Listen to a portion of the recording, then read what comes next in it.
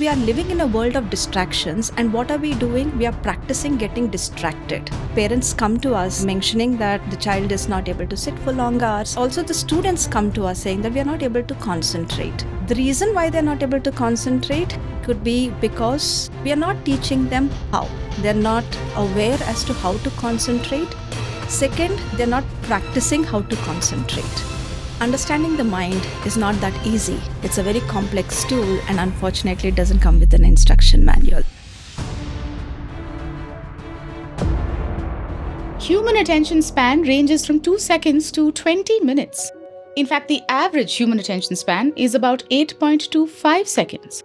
When I look at the numbers from the years 2000 to 2015, there has been a decrease in attention span by 25%.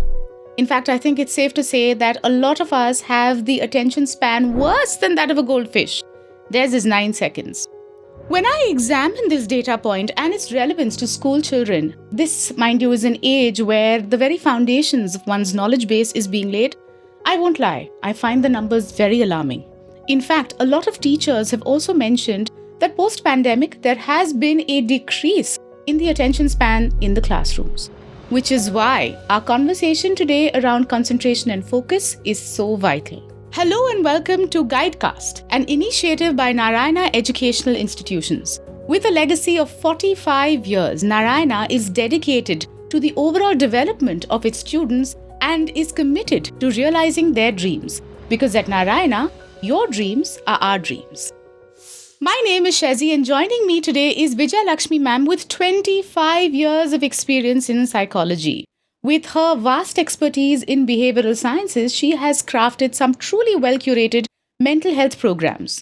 In her capacity as Chief Welfare Officer at Narayana, Vijay Lakshmi ma'am is truly dedicated to empowering parents to maintain strong relationships with their children. Welcome, Vijay Lakshmi ma'am. Thank you, Shazi. It's lovely doing this with you. Ma'am, the research suggests that progressively over the years, the attention span is dwindling. Why is that the case, ma'am? The dwindling attention span has several factors attributed to it. One, it's the technology usage which has increased, and so has the distractions. The constant phone notifications that we get, or the social media alerts, or the pop-ups. And also, if you notice, Shazi, the choices have also increased. For instance, if we take the TV channels that we viewed earlier, it was limited, but now it is innumerable. And thanks to Reels, the short form of content, it reduces the interest one has for longer content. And apart from this, also technology tools have created a culture of instant gratification. It creates frustration for one when they have to view lengthy content or if they have to focus on things. So all these factors are contributing to the attention spans, which is very concerning because it is affecting the nature of study, learning, or retention. Most of the times, Shazi, parents come to us mentioning that the child is not able to sit for long hours. Also, the students come to us saying that we are not able to concentrate. The reason why they're not able to concentrate could be one, because they're not aware as to how to concentrate. Second, they're not practicing how to concentrate. So, Shazi, if you have observed, most of the time we tell our kids, focus on your homework or concentrate on your breakfast, but we are not teaching them how. If you would want to become a good tennis player, what do? You practice. And then the more you practice, the more you become good at the game. So similarly, now we are living in a world of distractions, and what are we doing? We are practicing getting distracted. Practicing getting distracted. That's a brilliant observation. This theory of practice. Ma'am, can you help us understand what really goes on in the mind when we are concentrating? Understanding the mind is not that easy. It's a very complex tool, and unfortunately, it doesn't come with an instruction manual. Right? So to make it easy, for example, you have a ball of light. Imagine that to be the awareness. And there is this mind. The mind is a vast area, and it has many sections in it. A section for your happiness, your joy, your sad, or art, science. So there are many sections in the brain. So now your awareness, it can travel in the mind and then light up that area. And when it lights up, that is where you become conscious of that area. Right? So I'll give you an example. Your friend invites you for a movie, say Avengers, and then you go to the movie and then it's dim and then the movie starts. So, what happens? You experience various emotions. You're happy, you're surprised, you're sad. So, what is actually happening? The director, he is taking your awareness to the sad area of the mind, or he's taking you to the suspense area of the mind, or he's taking you to the joyful area. So now, after 90 minutes, the movie is done, it's the end, and then you come out saying that it was a nice movie. Right? So, in the all this process, what has happened? The director has taken your awareness to the different areas of the mind. So, similarly, when we are trying to concentrate, it's that ball of light which is traveling in the mind, and then it focuses on one particular area. So if we want to be good at it, what we'll have to be doing is increase the length of time it focuses there. So the moment it's drifting, your attention is drifting to elsewhere, bring that light of awareness to the area where you want to focus. So that is the theory. Most of the time people say, my mind wanders, but it's not actually the mind, but it's the awareness that wanders. Ma'am, what a brilliant explanation with your Avengers story. Thank you for sharing that. Ma'am, what are the ways in which we as parents can help increase concentration and focus in our children? The key here is practice, Shezi. We are living in a world of distractions and constantly practicing to be distracted. So, if one has to improve concentration, parents can teach the kids and inculcate practice. Like, for example, if you want to stay physically fit, you hit the gym, and then the change doesn't happen overnight. So, similarly with the mind as well, you will have to practice for over a period of time. So, what can be done? One is fixing a study schedule.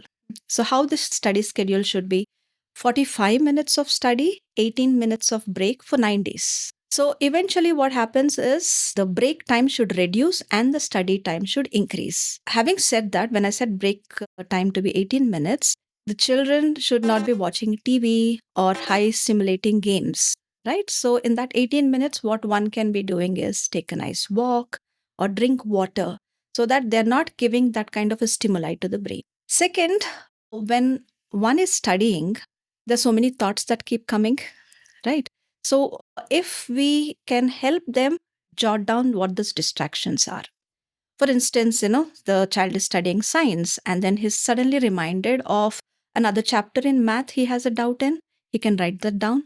Or he's suddenly reminded of his friend's birthday party that, what is the kind of gift he should buy. Thoughts keep coming, so he can write that down, right? So what happens is when you start writing down, over a period of time, you will be able to see a pattern. And this pattern helps you understand where is it that you're getting distracted. And in the process, what one can be doing is when you figure out what the distraction is, you need to have the courage to avoid the distraction. For instance, when you're studying, you're using the laptop. And when you're going through some material, there is a pop-up that's coming. And when you have written that down, you're aware that this is distracting. So when you are seeing those patterns and when you take the distraction away, it is helping you focus. And most of the time also kids, they find it difficult to read lengthy stuff. Research has also shown that, 35% of people don't go beyond one paragraph and only 5% of people complete the whole lengthy text.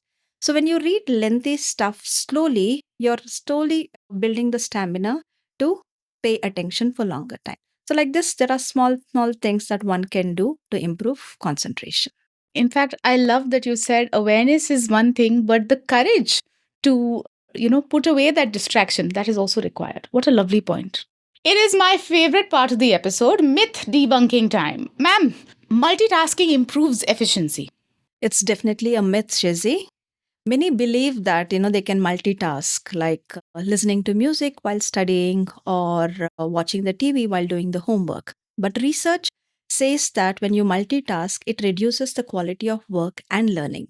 Many a times students, when they focus their attention on multiple things, the cognitive processes are compromised. It reduces the efficiency of learning and also decreases the attention span. So basically what happens, your brain can't focus on multiple things or two things at a time. It focuses on only one thing, and in the process, it's diluting both the quality of the tasks. Here's a pro tip for you. Do one thing at a time, do it carefully, and then move on to the next. Ma'am, some questions have come in from the viewers. Let's take a look at that, please. Ma'am, this is from a Narayana student only, 11th class JEE. How to control screen time on social media, increase concentration, and overcome distractions. Technology in itself is not a bad thing, Shazzy, if you're in charge of it. But if you let it rule you, like for example, if you're constantly accessing the phone, attending to the notifications, or saying the likes that you're getting, then you remember we are living in a world of distractions, and then we need to practice not to be distracted. So what the child can be doing is they can choose what they want to engage with. One, while studying, the notifications can be switched off so that they're not distracting. Second, have the discipline. Like for example, if one has to study with the laptop, have the discipline not to get distracted, while browsing. That could be one. Sit in clutter-free area, so where the number of distractions can be less. So this also creates a discipline. Now, one more thing that one can be doing is fixing a regular study schedule. So when the study schedule is fixed, one is prepared, to sit and focus and study and avoid resistance and distractions. Simple things also like, exercising daily can also help improve concentration. And remember, in the previous question, we've also mentioned a few of the techniques that can be followed to increase concentration. So the child can follow those as well. Ma'am, here's another question. This one has come in from a parent. How do I know if my child is struggling with concentration? One can know if the child is struggling with concentration if they are frequently getting distracted, or if they are finding trouble to complete tasks, or they're procrastinating their schoolwork. Also, it could be inconsistent academic performance. The other ways of knowing this is, when you observe the child, if they're constantly daydreaming, or they're fidgeting, or they're finding it difficult to follow instructions, or they're getting easily frustrated on lengthy tasks. Now, apart from this, feedback from teachers on their classroom, the attention levels that they have in the classroom also helps.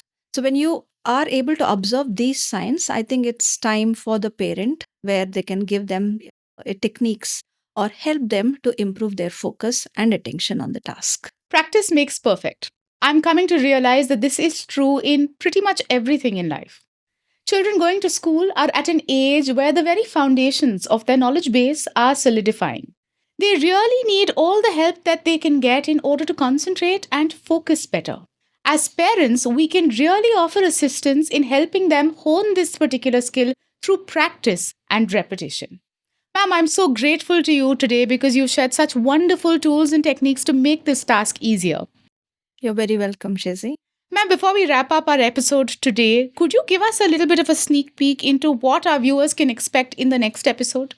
Maybe we can talk about academic pressure and managing expectations. That's a big one. If you have any questions for ma'am regarding this topic, you may share them on the email address appearing on the screen, or you can even write your thoughts, comments, and feedback in the comments below. Thank you, Vijaya ma'am, for our conversation today. Thank you, Shazzy. With practice and support, children can learn to harness the brain's processing to concentrate on things that matter. Team Disha is here to guide and help them in their journey, because at Narayana, your dreams are our dreams.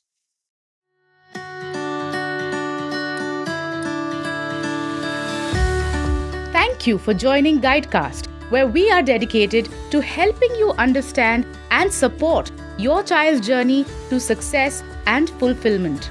With insights from Disha, the mental wellness program by Narayana Educational Institutions, a beacon of educational excellence for over 4 decades, we aim to empower parents and students alike.